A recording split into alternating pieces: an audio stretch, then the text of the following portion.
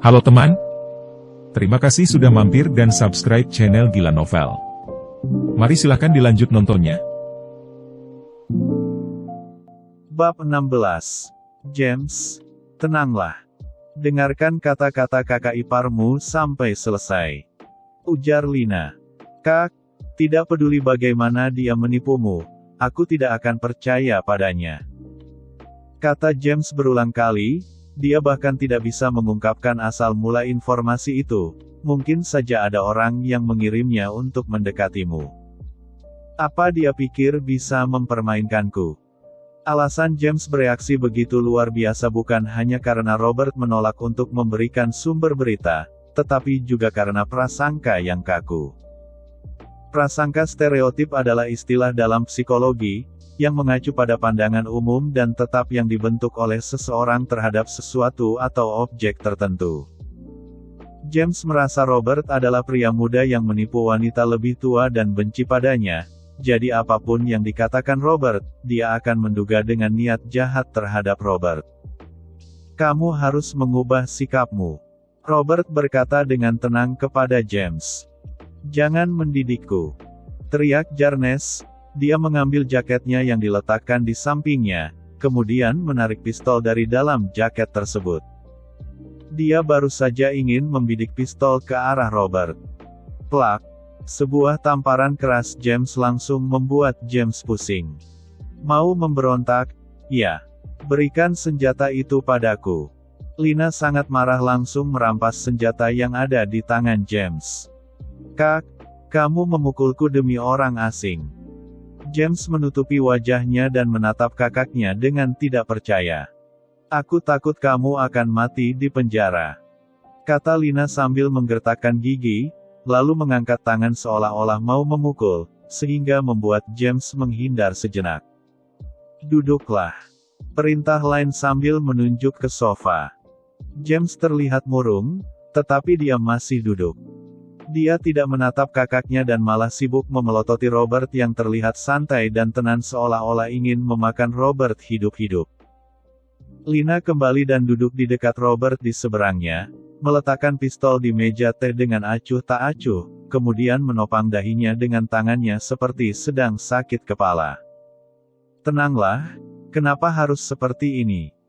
Ini akan menghancurkan hubungan kakak dan adik kalian. Robert mencoba menenangkan Lina. Berhenti pura-pura jadi orang baik di hadapanku, aku dan kakakku baik-baik saja. Kamu tidak perlu ikut campur. James berkata dengan tegas. Setelah itu, James melihat ke arah Lina dan berkata, Kak, kamu benar-benar percaya pada penipu yang bahkan tidak bisa menjelaskan semuanya ini. Lina menatap adiknya dengan wajah tanpa ekspresi. Percaya pada Robert. Sebenarnya, dia juga tidak begitu percaya kepada Robert. Akan tetapi, Robert mengatakan bahwa dia adalah pedagang informasi dan sudah memverifikasi keakuratannya. Robert telah dengan akurat menemukan pengkhianat di sekitarnya, jadi untuk sementara, ia tidak mempertanyakan apakah Robert bisa dipercaya atau tidak. Lina percaya pada Robert hanya dalam hal informasi. Dia tidak tahu apa rencana licik yang akan Robert lakukan pada dirinya di masa mendatang, tetapi kalau Robert benar-benar memiliki rencana jahat, setidaknya untuk saat ini, Robert pasti masih dalam tahap membangun kepercayaan dari dirinya dan akan memberikan informasi berharga kepada dirinya. Jadi, dia percaya pada apa yang dikatakan oleh Robert, serta tentang adik laki-lakinya yang akan mengalami masalah. Kepedulian akan mengacaukan segalanya. Kalau Lina tidak ingin adiknya mengalami masalah, dia bersedia untuk bekerja sama dengan Robert. Dia tahu, kalau bukan karena dia yang ada di tempat itu, adiknya mungkin sudah menembak Robert. Karena itu, dia tidak punya pilihan lain selain menamparkan adiknya dan memintanya untuk tenang sejenak. Lina tidak menjawab pertanyaan adiknya tentang mempercayai penipu, sebaliknya dia memberi isyarat ke arah Robert sambil berkata, lanjutkan. Saat ini dalam seluruh sistem hukum dan perundangan kota Wistoria, Orang yang tahu bahwa tindakan akan diambil terhadap klub mahkota sangatlah sedikit. Boris yang ditugaskan ke kantor polisi kota Wistoria 4 bulan lalu sebagai wakil kepala datang khusus untuk menangani kasus kota mahkota. Sekretaris Markus dari partai kota juga mengetahui hal ini. Meskipun dia memiliki beberapa hubungan dengan keluarga Angkirawan, tetap saja hal ini sangat serius sehingga dia memilih untuk menjauh. Saat ini masih dalam tahap pengumpulan bukti, kata Robert. Beberapa penyidik menyamar sebagai pelanggan untuk menyelidiki, tapi ada juga sebagian yang sudah bersembunyi di dalam klub sambil mengumpulkan banyak bukti. Robert berkata sambil berbalik dan bertanya kepada Lina, "Apa kamu membawa kertas dan pena?" Lina adalah seorang pengusaha, jadi dia selalu membawa buku catatan dan pulpen dimanapun dia pergi. Dia mengambilnya dari dalam tas dan memberikannya kepada Robert. Robert langsung menulis beberapa nama orang dan peran mereka di klub mahkota di atas bukunya. Pelayan, petugas kebersihan, koki, bartender. Identitas mereka di sini bisa dibilang sangat beragam. Ada satu kesamaan, yaitu mereka semua mendaftar di klub mahkota dalam 4 bulan terakhir.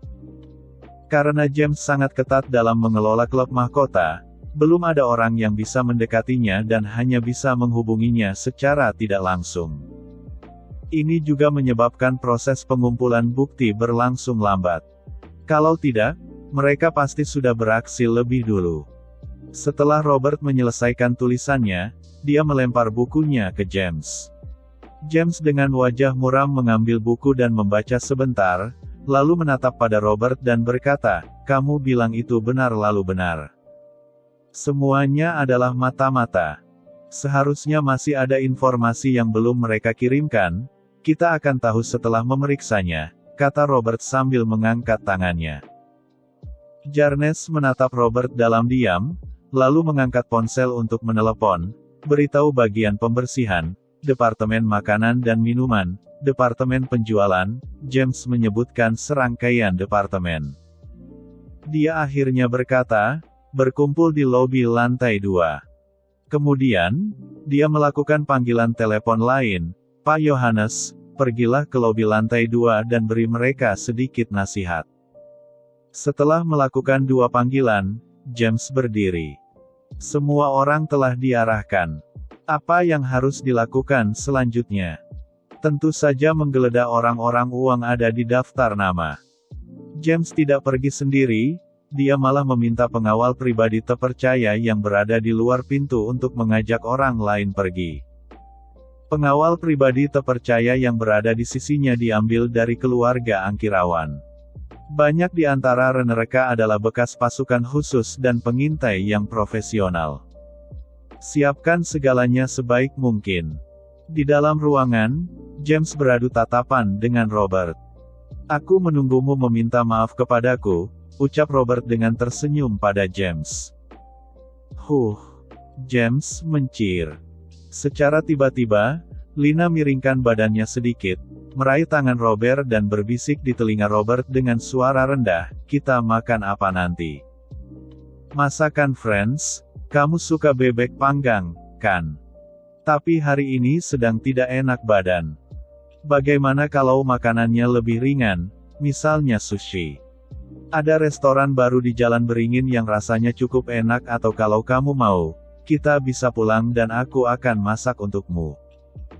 Seharusnya, kalau James mengalami insiden seperti ini, Lina tidak akan berminat untuk memikirkan makan siang apa yang harus dimakan. Permainan ini agak tidak beres. Akan tetapi, kalau dipikirkan kembali, Lina masih memiliki suasana hati untuk berbicara pelan-pelan dengan Robert tentang makan malam dalam situasi ini. Ini menunjukkan kalau dia adalah seorang wanita yang tengah jatuh cinta. James duduk di seberang, mengoyak-ngoyak kertas sambil menatap dengan tatapan yang tajam dan mengintai. Dia benar-benar sakit hati untuk kakaknya. Mungkinkah dia dipaksa oleh Stephen? Bagaimana bisa? Kenapa memilih orang seperti ini?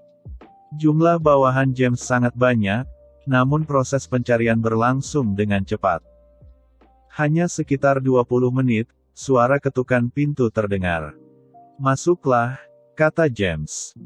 Pengawal pribadi datang dengan membawa sebuah nampan berisi berbagai barang yang tergeletak begitu saja, seperti laptop, ponsel, kamera digital, serta kamera vakum, buku harian dan alat penyadap. "Pak."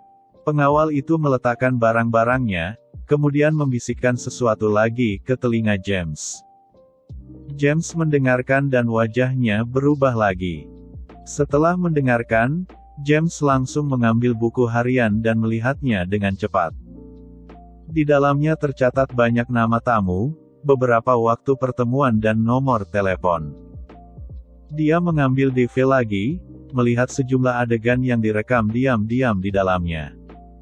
Selain video, di dalamnya juga ada banyak foto. Semuanya adalah foto-foto fasilitas, personel dan adegan bisnis di dalam klub. Setelah itu, dia melihat isi dalam laptop, ponsel dan kartu penyimpanan pada kamera vakum. Laptop dan ponsel terkunci, tetapi sudah dipecahkan oleh hacker ahli yang bekerja untuk James. Semakin James melihat, napasnya semakin cepat. Wajahnya terlihat ganas, urat di dahi pun terlihat menonjol.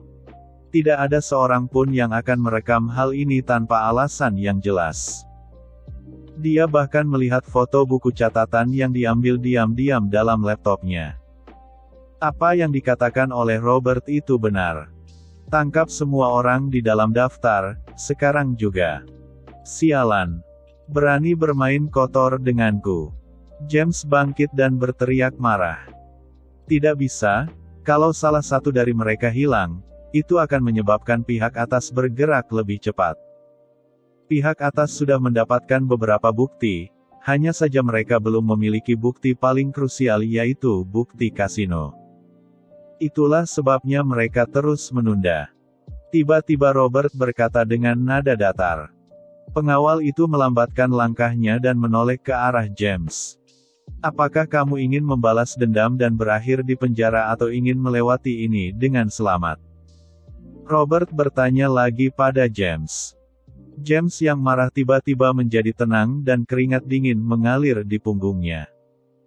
"Letakkan semua barang kembali seperti semula," kata Robert sambil melihat ke arah pengawalnya. Pengawal ragu sejenak karena melihat James tidak menentang. Dia pun mengambil nampan dan pergi. James duduk dengan kedua mata terbelalak dan sorot matanya berkilat.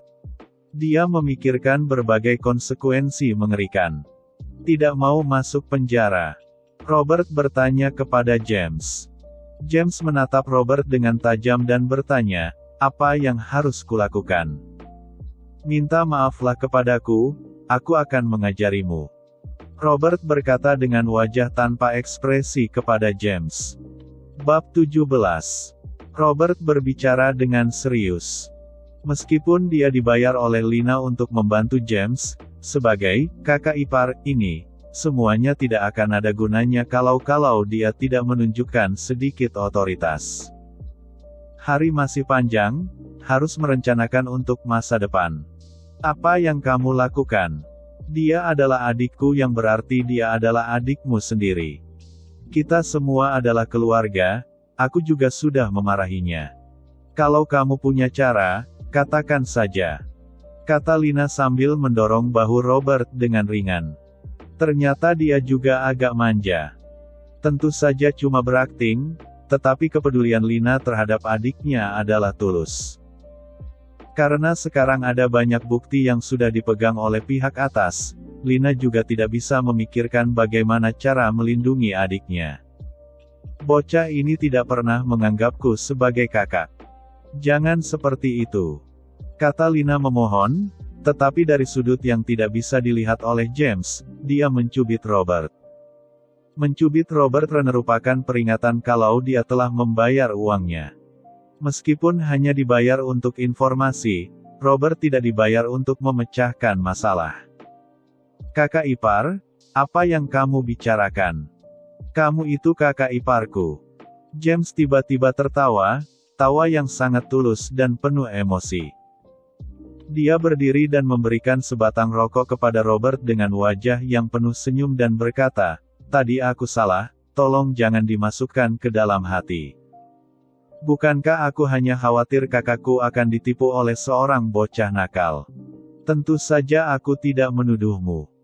Kamu adalah orang yang berkompeten dan sangat cocok dengan kakakku. Bertahan dalam kesulitan adalah cara untuk meraih kesuksesan.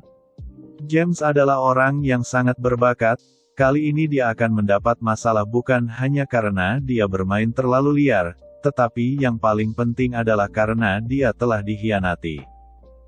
Robert memperhatikan James yang sedang membungkuk sambil memberikan rokok tersenyum sejenak sebelum mengambil rokok tersebut, tetapi malah menaruhnya di atas meja dengan ringan. Dia tidak merokok. Menerima rokok adalah memberikan muka kepada James dan dianggap sebagai penerimaan permintaan maafnya. Kurangi merokok, rokok akan merenggut nyawamu suatu hari nanti. Berapapun uangnya tidak akan bisa menyelamatkanmu, berapa kali aku perlu mengatakannya padamu, kata Lina kepada James. James juga tidak berani membantah. Pertama, kamu harus membunuh Randy. Dia tahu terlalu banyak tentang bisnis kalian berdua, kamu hanya bisa bersih setelah dia mati, kata Robert. James yang baru saja duduk tiba-tiba terkejut. Randy adalah anggota keluarga Saputra. Meski hanya kerabat keluarga tersebut. Di depan James, Randy selalu memanggilnya dengan sebutan, kakak, mencoba menunjukkan rasa hormat dan menjalin hubungan yang baik. Akan tetapi sebagai anggota keluarga Saputra, kalau tiba-tiba menghilang. Sial. Beraninya mencelakaiku. James menepuk pahanya. Wajah terlihat marah-marah. Dia memikirkannya dengan jernih.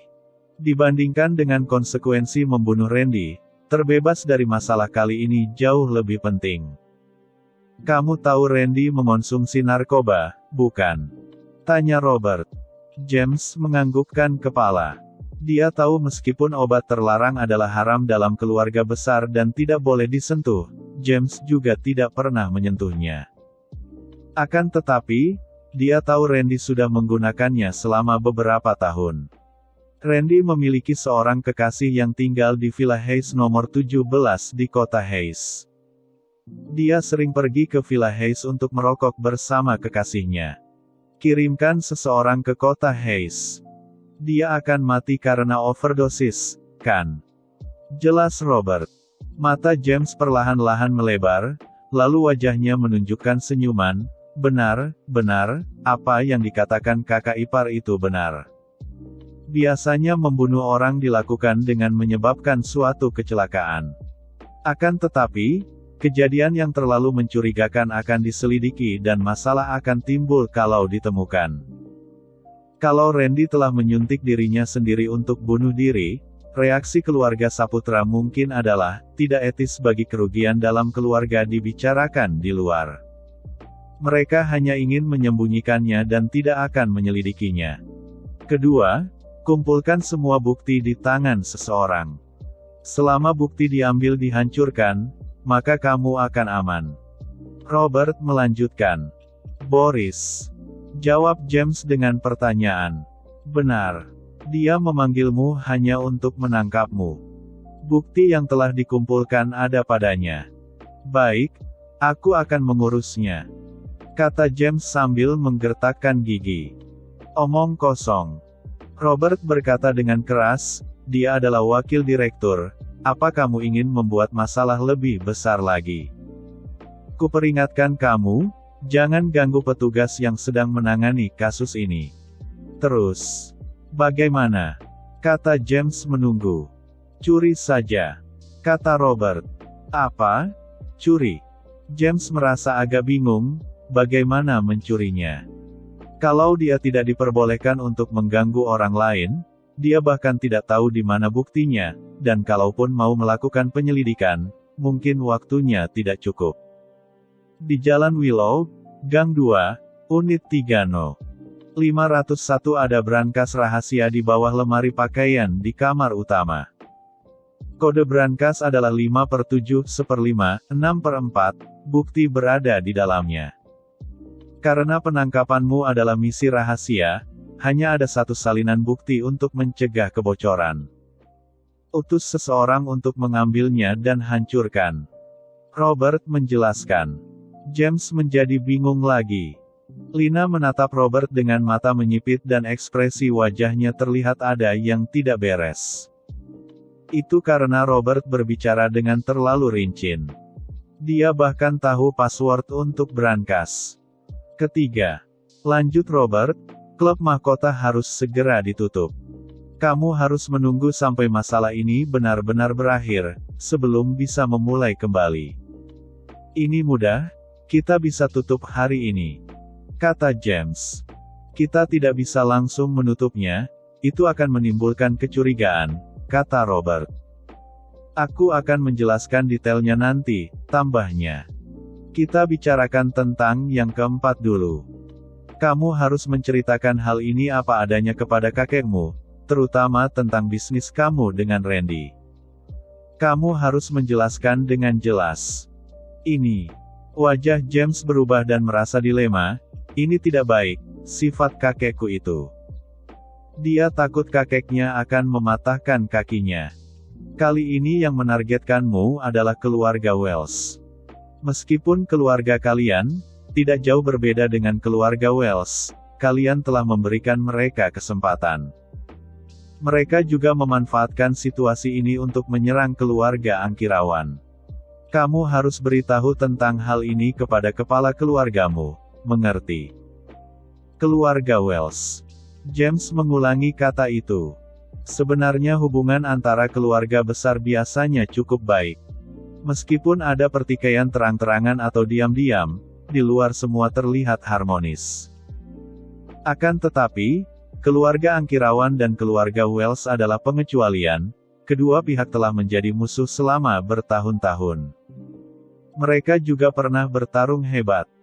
Banyak anggota dari kedua keluarga berakhir di penjara karena hal ini. Hingga kedua tuan besar itu mundur dari posisi tinggi mereka, perang baru berakhir. Akan tetapi kalau melihat beberapa tahun terakhir, kedua keluarga masih sering berkonflik. Keluarga Wells adalah yang mendominasi, ini juga merupakan alasan mengapa kepala keluarga Angkirawan harus menikahkan Lina dengan Stephen. Kalau menikah dengan keluarga Halim, baru mereka bisa bekerja sama melawan keluarga Wells. Aku mengerti, aku akan memberitahu kakek ini, kata James sambil menganggukkan kepala. Ini melibatkan persaingan antara dua keluarga besar, jadi masalah yang dihadapi tentunya tidak sesederhana itu. Masalah besar telah diselesaikan, tetapi masih banyak masalah kecil yang harus dihadapi. Mereka harus memberitahu tuan besar agar keluarga Angkirawan besar menyelesaikannya dengan cepat. Jangan sebut aku, kata Robert. Sepertinya James tidak mendengar dengan jelas. Saat memberitahu kepada kakekmu, jangan sebut namaku, kata Robert sambil meraih tangan Lina di sisinya, cukup Karnu yang tahu tentang aku dan Lina.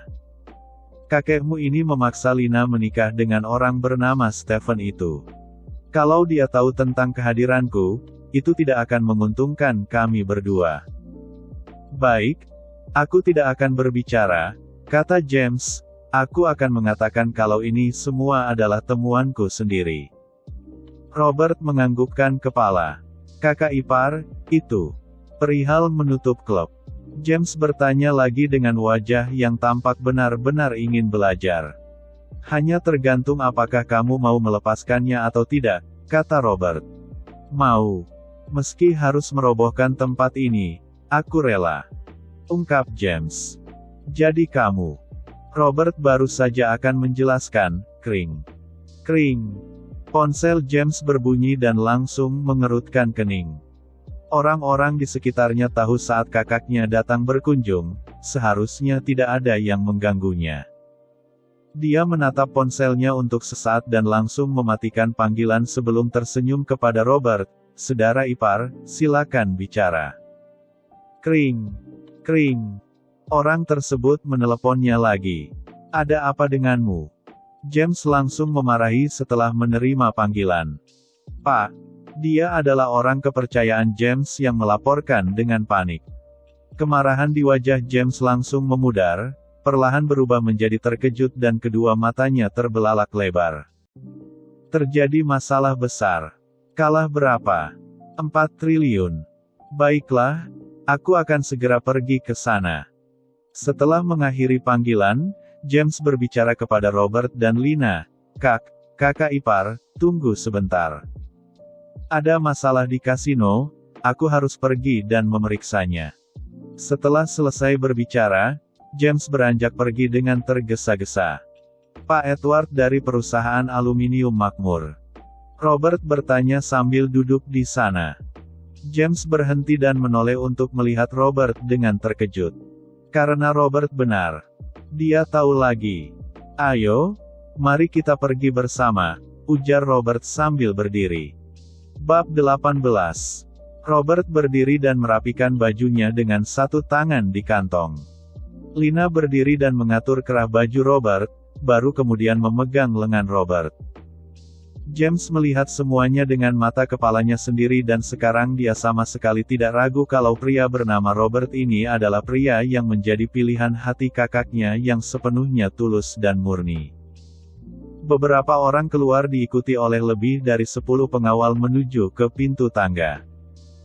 Dari segi skala, mungkin klub mahkota di kota Wistoria bukan yang terbesar di Easton, tetapi pasti memiliki kelas yang paling tinggi.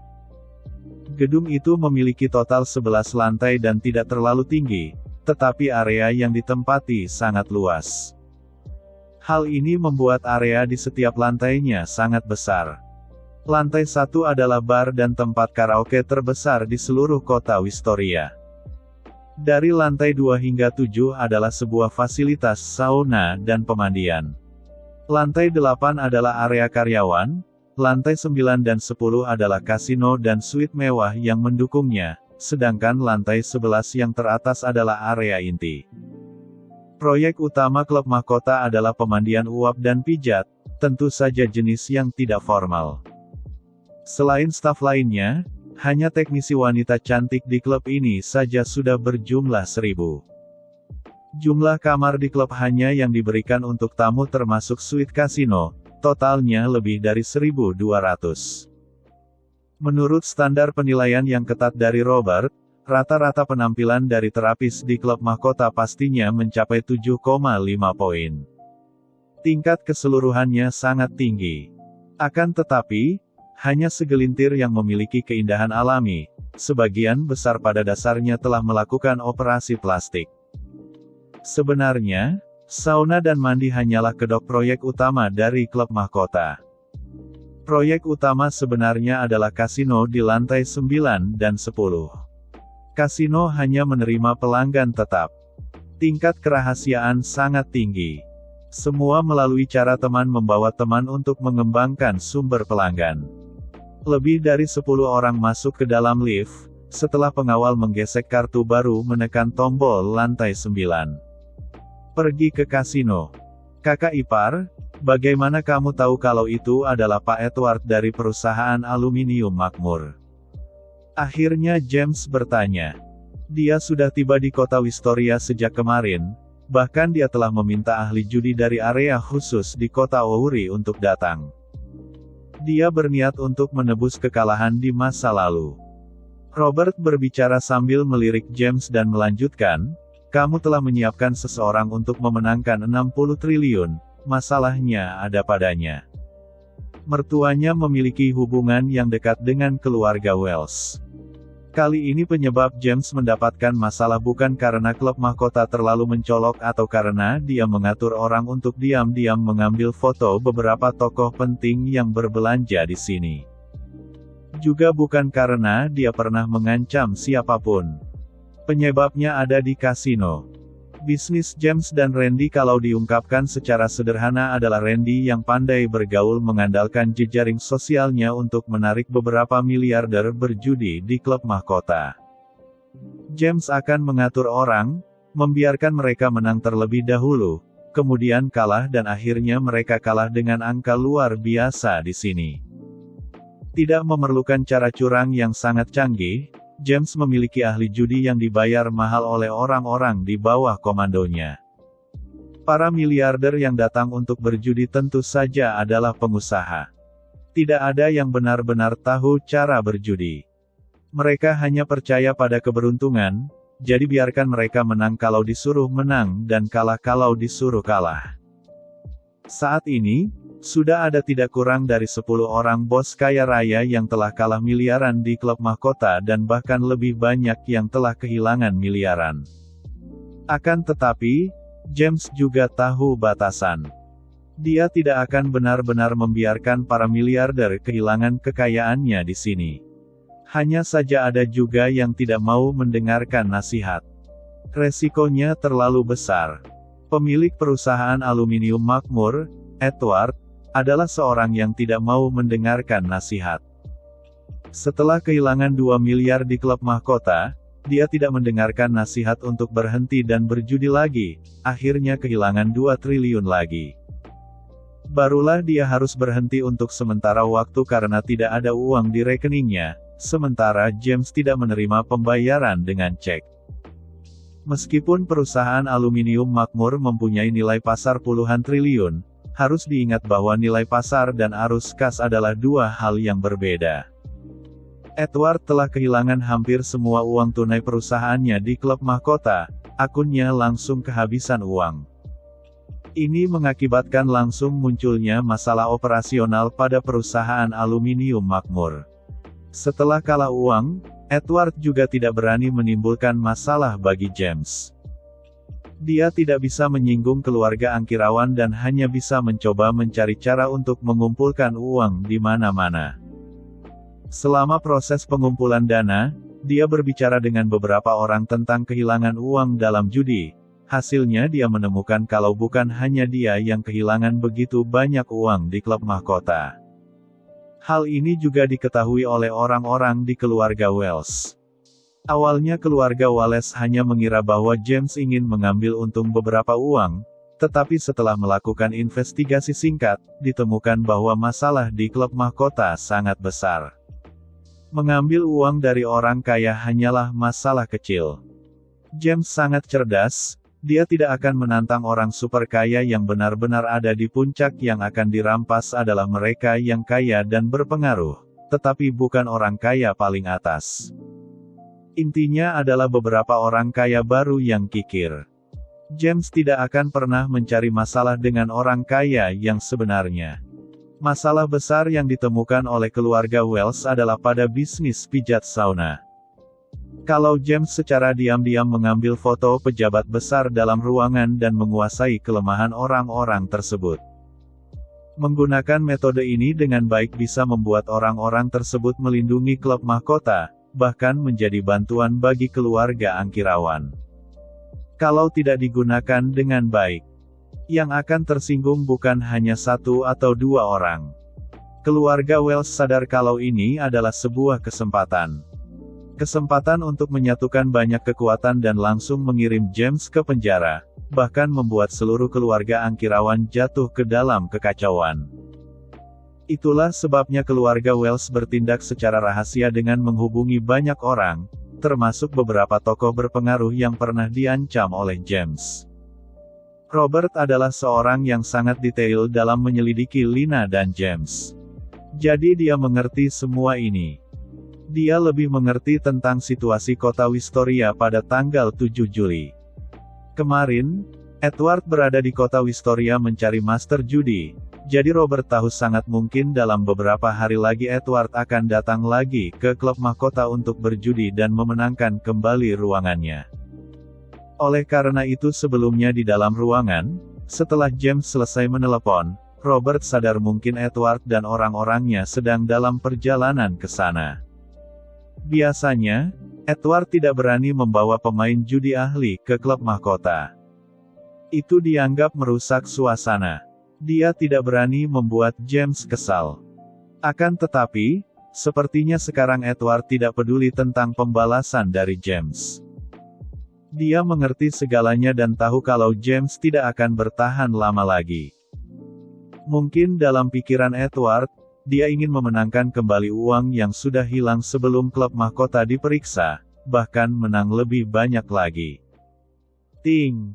Pintu lift telah terbuka, mereka tiba di kasino di lantai 9. Dekorasinya mewah dan megah, meja judi ada di mana-mana, tetapi tamunya sedikit karena sekarang masih pagi.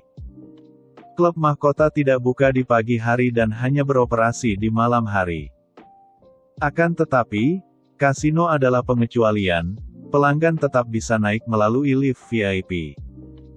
Beberapa tamu bahkan tinggal di sini dan mereka datang untuk bermain kartu sejak pagi hari. Tentu saja, ada juga orang-orang yang telah berjudi sepanjang malam dan sampai sekarang Renasi belum pergi. Melihat James datang, seorang pria parubaya gemuk yang mengenakan jas hitam berlari mendekat, terlihat bercucuran keringat dan terus-menerus menghapus keringatnya dengan sapu tangan. "Pak, kamu sudah sampai." Dia ada di ruang pribadi 95. Dia berbicara dengan cepat lalu menganggukkan kepala pada Lina dan menyapanya. Orang ini adalah manajer kasino, merupakan orang kepercayaan James yang bernama Brian, sekaligus merupakan tetua di keluarga Angkirawan. Saat Brian baru menyapa Lina, dia terkejut karena melihat Nona sedang menggandeng tangan seorang pria hari ini. Dia tidak mengenal Robert dan juga tidak tahu harus memanggilnya apa. Semua orang berjalan ke dalam. Brian bergegas berlari beberapa langkah, memimpin jalan di depan. Tidak lama, mereka pun sampai di pintu ruangan pribadi. Pengawal membuka pintu. James masuk lebih dulu, kemudian tawa lepas James terdengar di dalam ruangan tersebut. "Hahaha, Pak Edward, sudah beberapa bulan tidak bertemu. Kamu terlihat sangat bersemangat hari ini." Saat Robert dan Lina masuk, mereka langsung melihat James sedang berjabat tangan dengan seorang pria parubaya yang botak. Orang ini tentu saja adalah Edward. Tuan James yang begitu awet muda, ya.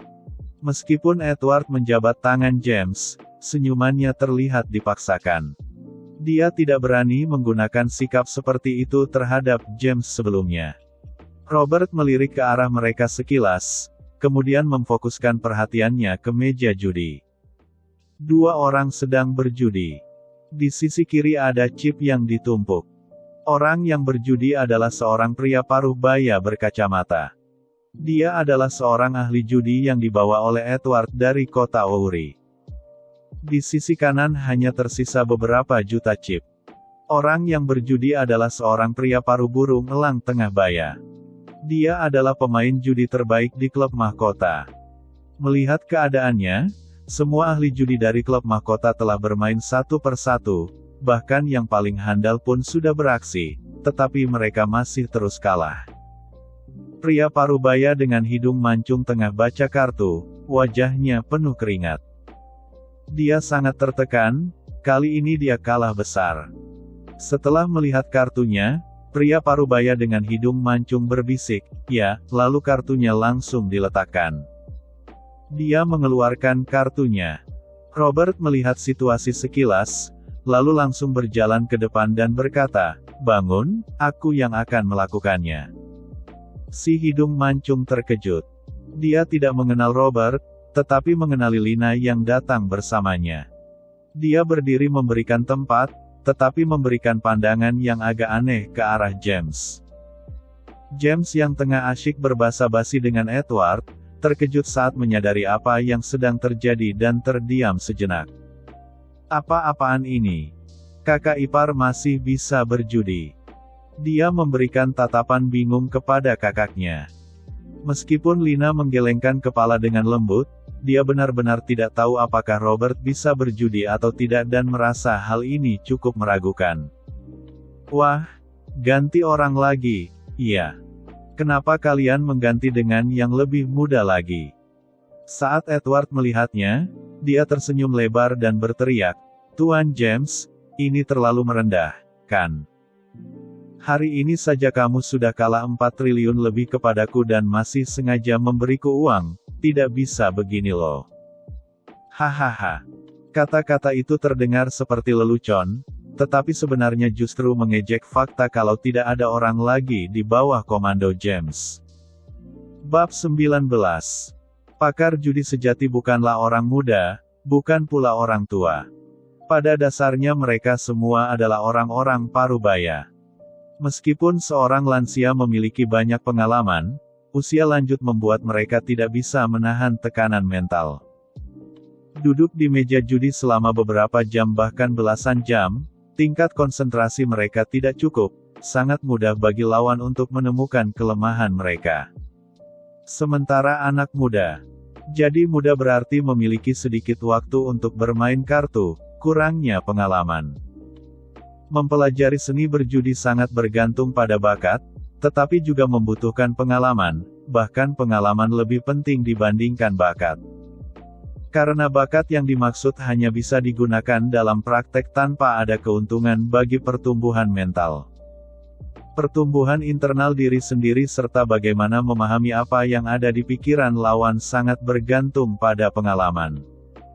Itu memerlukan bertahun-tahun bertaruh dengan orang lain dan bertaruh dengan berbagai jenis orang untuk bisa menguasainya. Menipu adalah seni berjudi. Akan tetapi, berjudi bukanlah semata-mata tentang menipu. Seorang pesulap jenius muda menguasai teknik yang mengejutkan, tetapi secepat apapun tangannya, sangat sulit untuk menang uang dari seorang maestro judi, karena maestro judi yang hebat hanya melalui ekspresi wajah lawan. Sebuah gerakan kecil yang tak kasat mata bisa menentukan apa yang lawan pikirkan, menebak apa kartu yang ada di tangan lawan. Tidak perlu takut kalau kartu di tangan kurang bagus, cukup tidak ikut menjatuhkan kartu, hanya kalah taruhan dasar saja. Tidak mungkin setiap putaran kartu jelek, juga tidak ada yang berani setiap putaran bertindak curang karena terlalu mudah tertangkap. Kalau tertangkap konsekuensinya adalah tanganmu akan dipotong. Oleh karena itu, para ahli judi biasanya adalah orang-orang parubaya yang kaya dan berkuasa. Robert memiliki penampilan yang baik karena telah mengganti pakaiannya.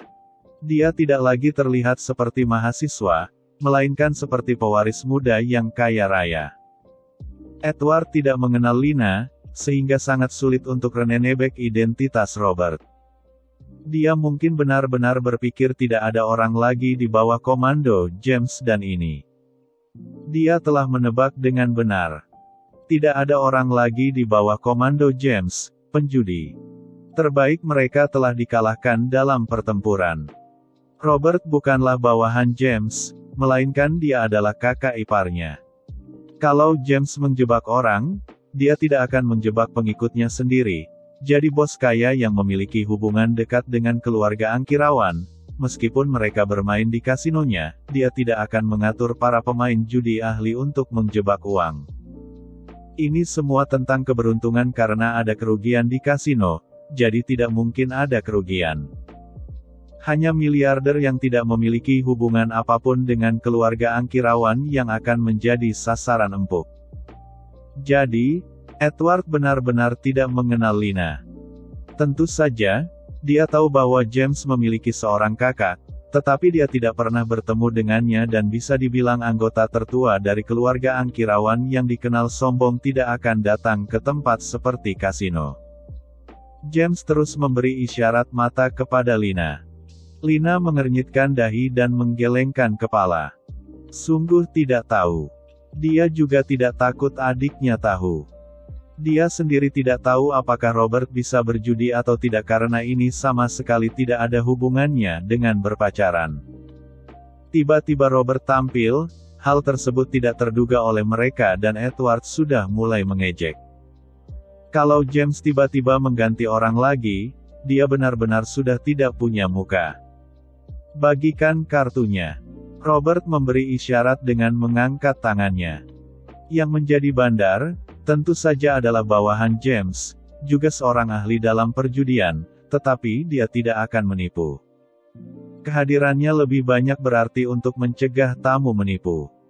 Di kasino, pengocokan kartu sepenuhnya dilakukan oleh mesin, memungkinkan para tamu untuk memeriksa kartu secara tiba-tiba sebelum pembagian kartu berlangsung.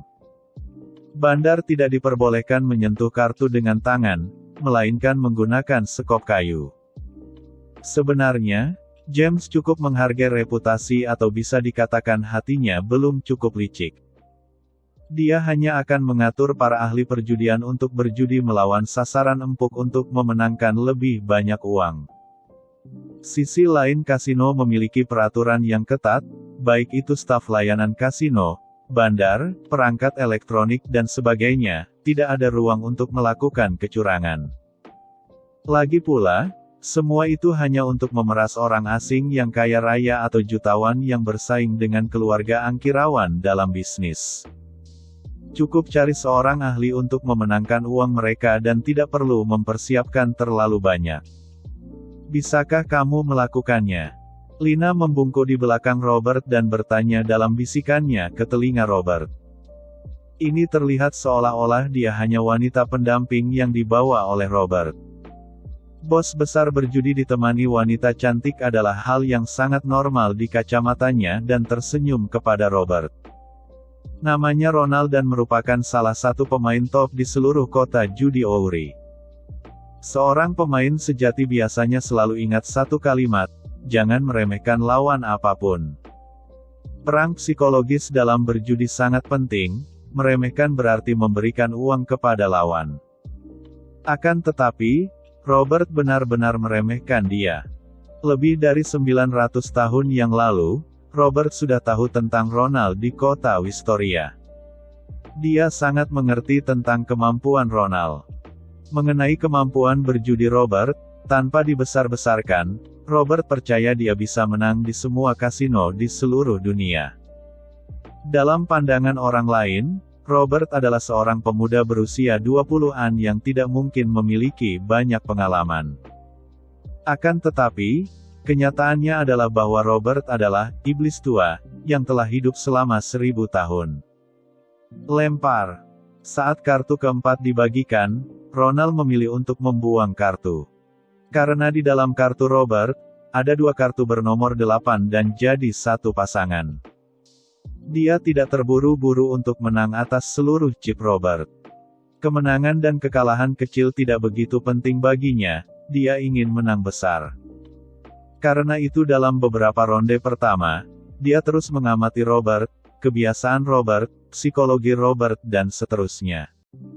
Ronald adalah orang yang sangat menyukai lawan-lawan muda. Dia bahkan bersedia mengalah sedikit demi mereka. Setelah sedikit menggoda mereka, dia bisa memenangkan banyak uang. Meskipun Robert tidak punya banyak chip di kasino ada banyak. Kalau James telah kehilangan lebih dari 4 triliun, tidak mungkin dia akan dengan mudah mengatakan bahwa dia tidak akan bermain lagi. Kalau chip yang ada di tangan Robert tidak cukup, pihak kasino pasti akan meminta tambahan. Selama 5 putaran kartu berturut-turut, Robert menang 3 kali dan kalah 2 kali, salah satunya adalah dengan langsung membuang kartunya. Secara keseluruhan, dia memenangkan jumlah yang tidak sedikit, dengan jumlah chip di tangannya tepat melebihi 10 juta. Taruhan dasar 2 miliar. Ronald tiba-tiba bertanya kepada Robert. Baik, Robert tersenyum sambil menganggukkan kepala. Ronald bukanlah tipe orang yang dengan sembarangan akan membebani senior dengan permintaan tambahan seperti ini. Orang lain bisa dengan mudah mengetahui trik yang digunakannya. Oleh karena itu, dia hanya akan menggunakan taktik tersebut terhadap orang-orang muda. Pak Edward, sepertinya temanmu ini mulai tidak beruntung. Ya, kata James. Hahaha, sepertinya ini saatnya bagi Tuan James untuk mendapatkan keberuntungan, kata Edward sambil tertawa lebar, terlihat sama sekali tidak keberatan. Dia benar-benar tidak keberatan, karena dia tahu apa yang akan dilakukan oleh Ronald yang dia pekerjakan. Dia benar-benar santai karena dia sudah paham dengan pekerjaan Ronald. Sebelum masuk ke klub mahkota, Ronald telah berbicara tentang beberapa metodenya sendiri kepada Edward. Main 5 putaran lagi. Dalam situasi sengaja membiarkan Ronald menang, Robert masih sering menang daripada kalah dan meraih chip hingga 126 miliar. Permainan ke-11. Robert membalikkan kartu yang tersembunyi tanpa melihatnya, bahkan dia langsung melihat kartu kedua dan membukanya. Itu adalah as hati. Ini bukanlah kali pertama dia melakukan hal seperti ini. Beberapa putaran sebelumnya dia tidak melihat kartu bawah dan terlihat sangat percaya pada keberuntungan. Kartu Ronald adalah Raja Sekop. 2 miliar, Robert melemparkan chip. Lempar, lanjut, lempar, lanjut, lempar, lanjut. Kartu kelima sudah dibagikan. 4 kartu terbuka milik Robert adalah kartu as hati, 6 keriting, 7 keriting dan 3 sekop. 4 kartu terbuka milik Ronald adalah Raja Sekop, 10 sekop, 6 hati dan 4 wajik. Kedua pihak memiliki kartu yang buruk, hasil terbaik adalah mendapatkan pasangan. Dilihat dari kartunya, kesempatan kemenangan Robert terlihat lebih besar, karena kalau semuanya adalah kartu tunggal, Robert memiliki kartu as. Akan tetapi, Robert tidak melihat kartu bawahnya. Semua orang terbiasa untuk melihat kartu dasar dan menyadari bahwa Robert tidak melihat kartunya. Poker. Ronald mendorong sejumlah chip yang ditumpuk seperti gunung kecil, tersenyum melihat Robert. Bab 20. Ronald telah menang kembali.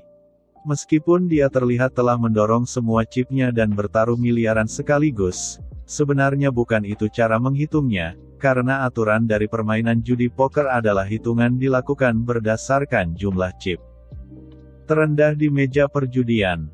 Robert masih memiliki 42 miliar chip di tangannya. Jadi, jumlah taruhan milik Ronald adalah 42 miliar.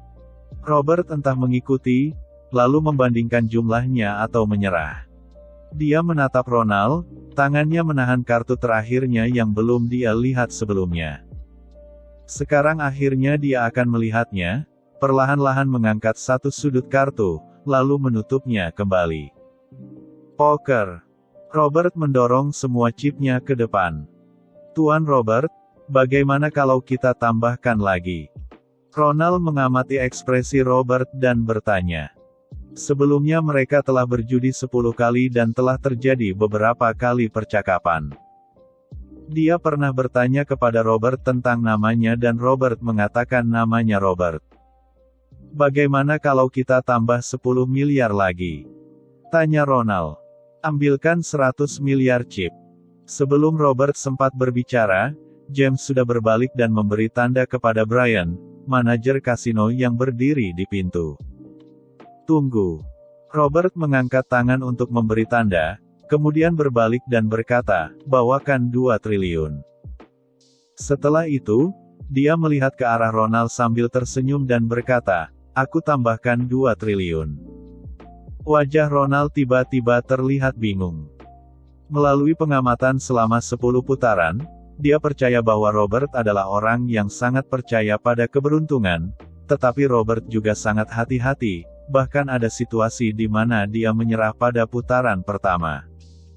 Dia hanya tidak langsung melihat kartu terakhir kalau kartu pertama yang terbuka memiliki angka yang besar. Begitu kedua pihak mengungkapkan kartu mereka, begitu merasa dirinya dalam posisi yang tidak menguntungkan, dia akan melihat kartu terakhir. Dalam putaran ini, kartu terbuka pertama Robert adalah as hati. Dia selalu dalam posisi yang menguntungkan dengan kartu terbuka, sehingga dia baru melihat kartu terbawah terakhir. Kemudian, dia mengikuti dengan poker. Raut wajah Ronald terlihat agak tidak beres. Dia sekali lagi melipat sedikit ujung kartunya untuk melihatnya. Kartu terakhirnya adalah Raja Wajik. Dia memiliki sepasang raja. Kalau Robert ingin mengalahkannya, kartu terakhirnya harus berupa as. Hanya dengan cara ini dia akan memiliki sepasang as. Akan tetapi karena Robert tidak melihat kartu yang tersembunyi sebelumnya, dari segi kemungkinan, kartu yang tersembunyi milik Robert adalah as sangat rendah. Inilah alasan Ronald bertaruh dan memprovokasi Robert untuk meningkatkan taruhannya. Dia merasa baik Robert setuju atau tidak setuju dengan meningkatkan taruhannya dan langsung membuka kartunya, dia pasti akan menang. Dia berharap Robert akan lanjut. Robert juga benar-benar lanjut. Akan tetapi, Robert malah menambahkan 2 triliun. Dalam peraturan, mengingat ini sudah babak terakhir, Ronald masih memiliki hampir 4 miliar chip. Taruhan yang dia pasang masih terbatas oleh jumlah chip di meja Robert. Akan tetapi kalau Robert meningkatkan taruhannya, batas atasnya adalah berapa banyak chip yang dimiliki Ronald. Dia ingin menambah taruhan, tetapi harus berdiskusi dengan Robert terlebih dahulu. Kalau Robert tidak setuju, taruhan tersebut bisa tidak ditambahkan dan kedua belah pihak dapat langsung membuka kartu mereka. Akan tetapi kalau Robert ingin menambah taruhan, tidak perlu berunding lagi, dia hanya perlu meminta orang membawa chip, tidak melebihi batas maksimal chip yang dimiliki oleh Ronald. Brian bergegas membawakan 200 miliar chip. Hanya satu kotak kecil, total 20 chip emas mengkilap. Ini adalah chip dengan nilai tertinggi di klub mahkota, satu chip bernilai 1 miliar. Robert langsung mendorong sekotak chip, tersenyum sambil berkata, naikkan taruhan. Wajah Ronald terlihat agak kaku. Berdasarkan pemahamannya tentang Robert, dia tahu Robert tidak akan bermain seperti ini kecuali bila kartu di tangannya benar-benar besar. Dan ekspresi Robert saat ini, tangannya yang kiri selalu bertumpu di atas kartunya sendiri.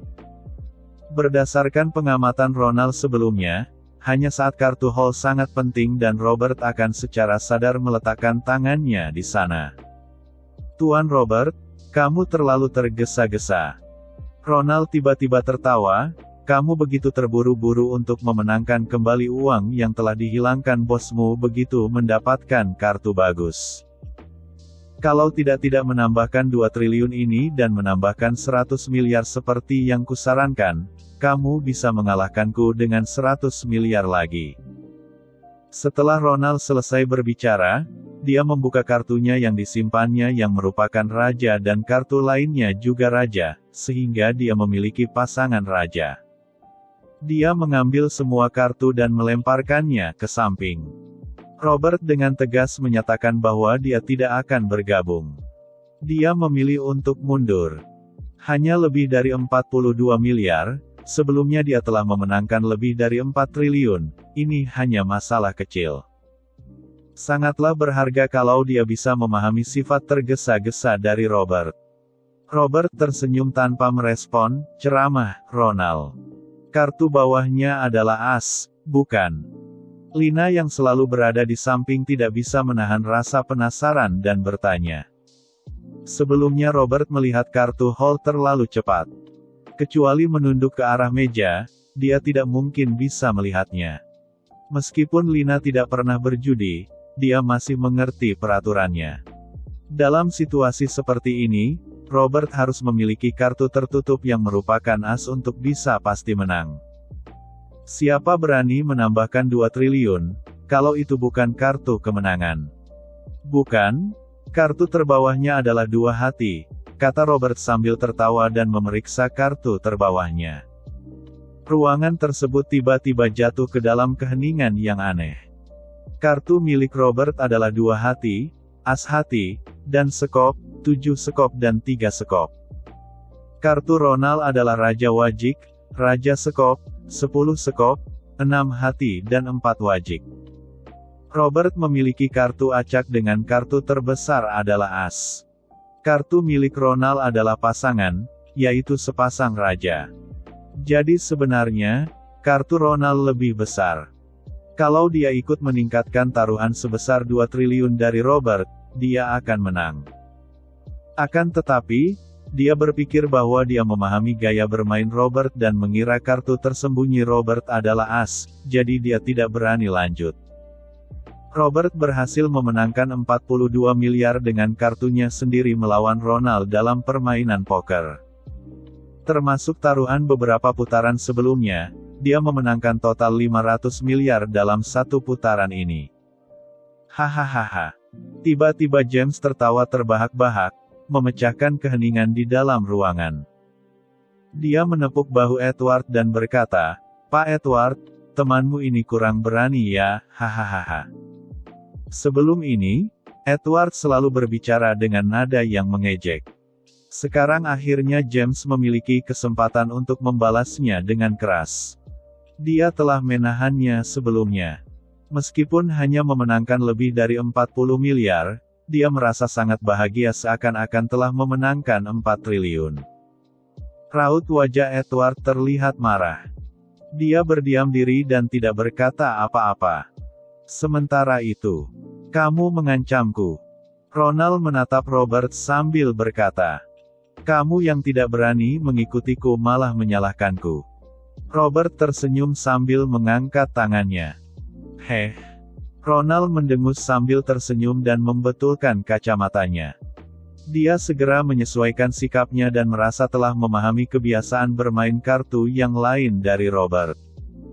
Bawa pergi. Robert menengadahkan kepala untuk berbicara kepada Brian, memintanya untuk mengambil kotak kecil yang berisi chip senilai 200 miliar.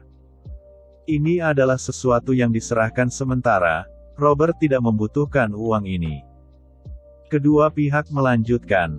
Robert memiliki 100 miliar chip. Ronald masih memiliki 380 miliar chip, di mana 90 miliar adalah modal awalnya dan 290 miliar adalah hasil kemenangannya. Dalam 20 lebih putaran berikutnya, Ronald menyadari bahwa meski dia tidak bermain setengah hati, masih sangat sulit untuk mengalahkan Robert. Kekalahannya lebih banyak daripada kemenangannya. Orang bernama Robert ini sangat aneh, bahkan bisa dibilang membingungkan.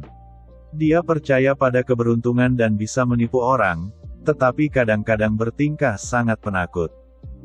Robert terkadang tiba-tiba membuang kartunya, membuat Ronald yang memiliki kartu tersembunyi yang bagus tidak bisa mendapatkan uang. Terkadang Robert memiliki kartu terbuka yang sangat buruk. Walaupun kartu tertutupnya bagus, paling banyak hanya satu pasangan, tetapi dia tetap bisa mengikuti hingga akhir. Ini membuat Ronald mengerti bahwa Robert sebenarnya adalah seorang ahli.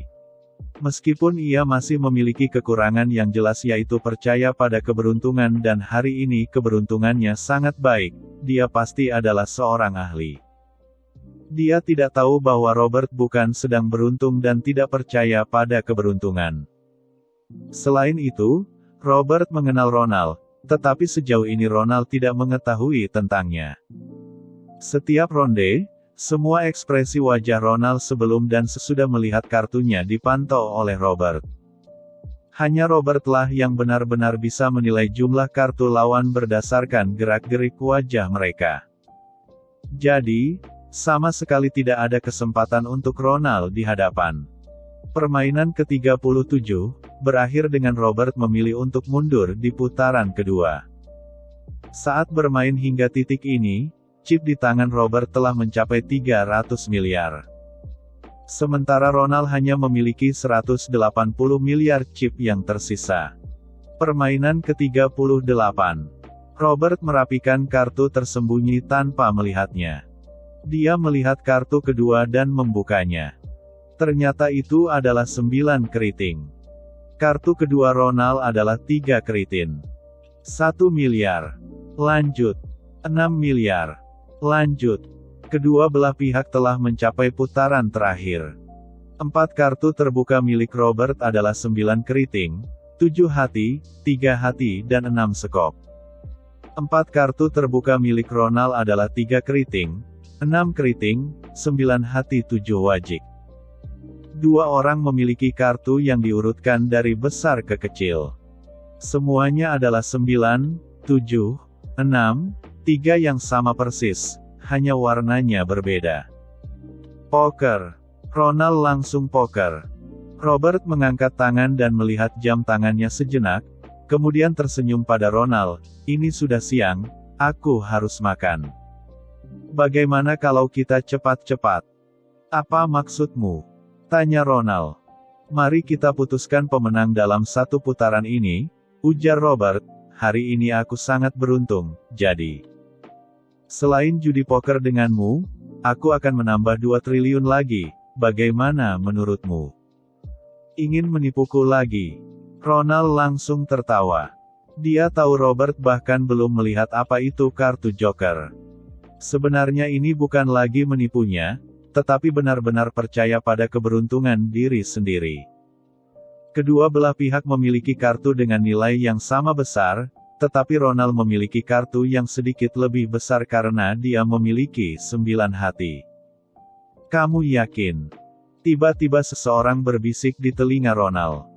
Dia adalah Edward. Karena Ronald telah mendapatkan poker dan dia tidak memiliki uang. Ronald mendiskusikan peningkatan taruhan dengan Edward dan atas persetujuannya, Edward memberikan uang. Pak Edward, aku selalu mengawasinya. Dia tidak pernah melihat kartu bawahnya, tapi saya. Ronald memiringkannya kepalanya dan berbisik pada Edward yang sedang menundukkan kepalanya, sambil menunjukkan kartunya kepada Edward dengan hati-hati. Kartu tersembunyinya adalah 9 sekop. Artinya, dia memiliki sepasang 9. Kecuali kalau kartu tersembunyinya adalah 9 sekop, dia tidak mungkin bisa mengalahkanku. Kamu yakin dia tidak melihat kartu? Tanya Edward memastikan sekali lagi.